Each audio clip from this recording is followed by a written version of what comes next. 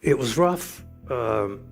Musicians union was there, but they weren't of much help at the time. I was never happy. I guess what drives me to tear things apart.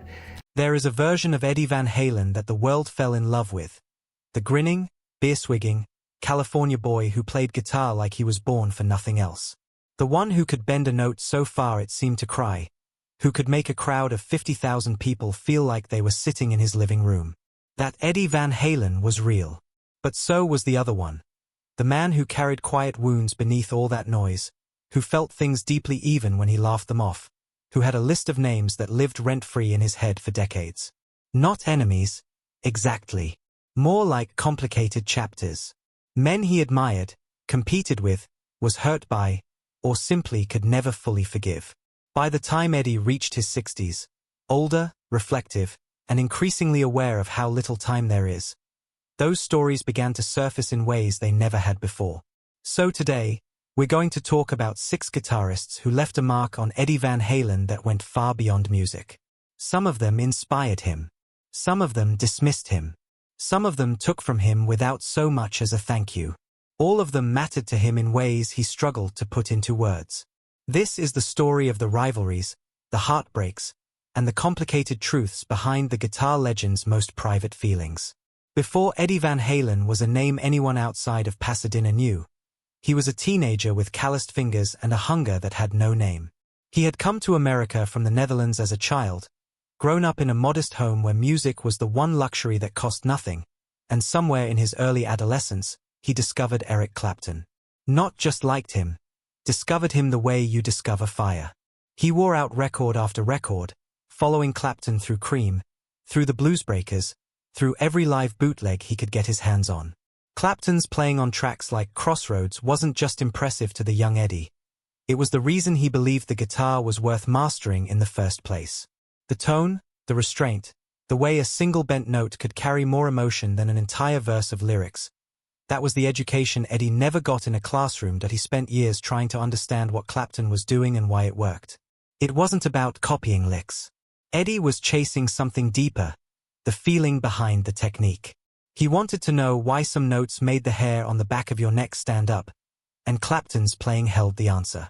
By the time Van Halen's debut album exploded in 1978, Eddie had already developed into something entirely his own. But Clapton remained the foundation beneath everything he'd built. That's what made Clapton's 1980 comments so devastating.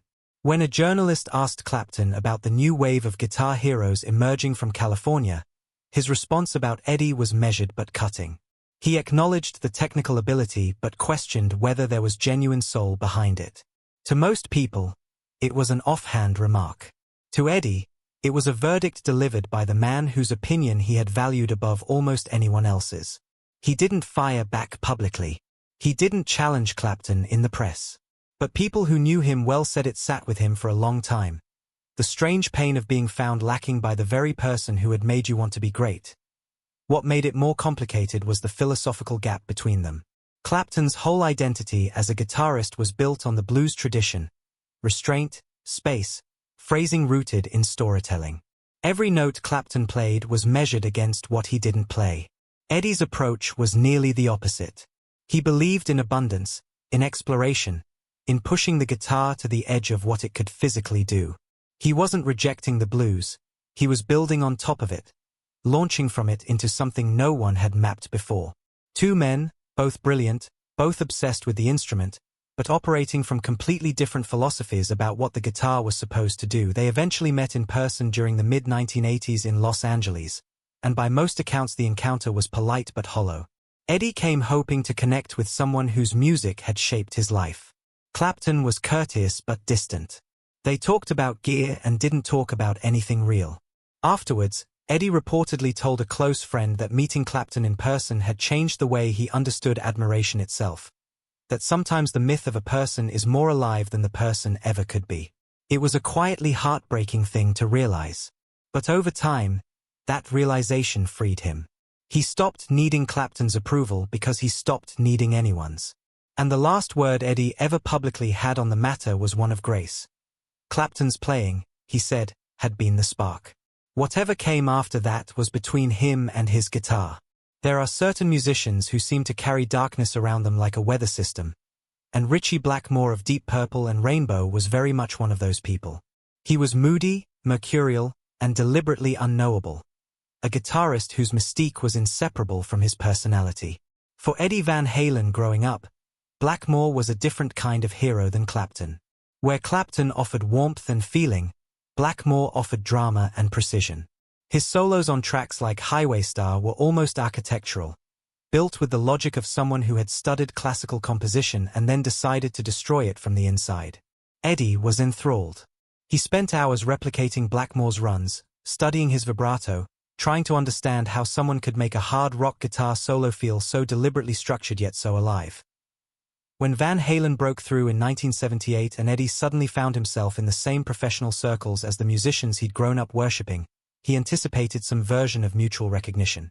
What he encountered with Blackmore was a stone wall. Their first meeting, which Eddie described in a 1982 interview, involved Blackmore essentially looking through him. No handshake, no acknowledgement, no nothing. Just a blank, cold stare and then nothing at all. For someone as naturally warm and open as Eddie, who could make friends with a roadie in 5 minutes and talk gear with anyone who'd listen, that kind of deliberate coldness was genuinely shocking. He wasn't looking for praise. He just wanted to be seen as a fellow musician by someone he respected deeply. Instead, he got dismissed without a word being said. He mentioned it again years later, grouping Blackmore with one or two other musicians who had treated him the same way, giving him, as he put it, the shaft with their eyes. That phrase is remarkably precise. It wasn't that anything hostile was said. It was a particular kind of dismissal that could only come from someone confident in their own superiority. Eddie believed at the time that some of these older players saw the new wave of guitarists not as successors but as threats. Young musicians who had learned the rules and then broken them so completely that the old masters felt their legacy shrinking in real time. What makes the Blackmore chapter particularly interesting is what came later. Blackmore, who rarely said generous things about anyone, eventually acknowledged in a 2008 interview that Eddie had genuinely brought something new to the guitar. Coming from someone as guarded as Blackmore, that statement meant something. And Eddie, who by then had decades of perspective, had long since made peace with the early rejection. Maybe he was shy, Eddie said in a reflective moment. Maybe he didn't know what to say. I was probably too sensitive. That kind of emotional generosity, extending benefit of the doubt to someone who had once made him feel invisible, said more about Eddie's character than any guitar solo ever could.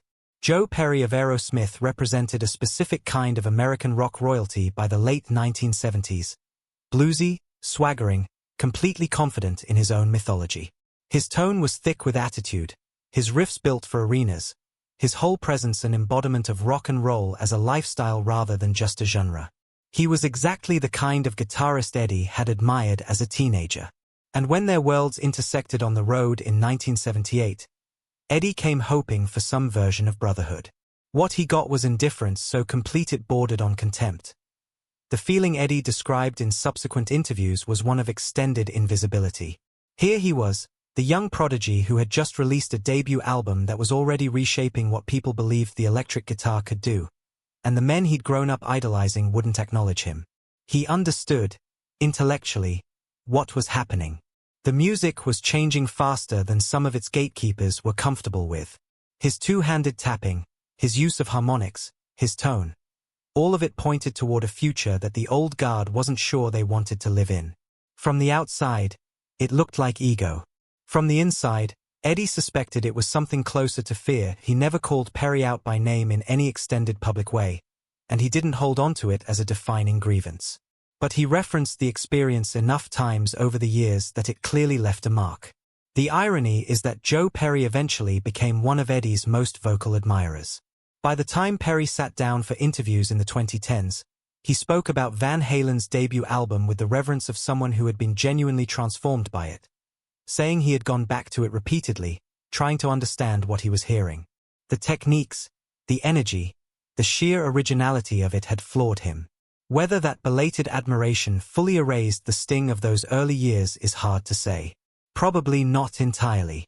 But Eddie received it with his characteristic generosity, and by the end, the two men shared nothing but respect. Tom Scholz of Boston is one of the most unusual figures in the entire history of rock music.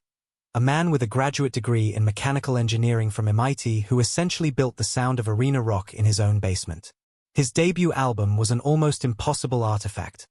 A record that sounded like it had been made by a team of producers with unlimited budgets, constructed entirely by one obsessive perfectionist with homemade equipment. He was brilliant, but he was also famously private to the point of being remote. Where Eddie thrived on connection, on sharing, laughing, jamming, Scholz retreated behind control and precision.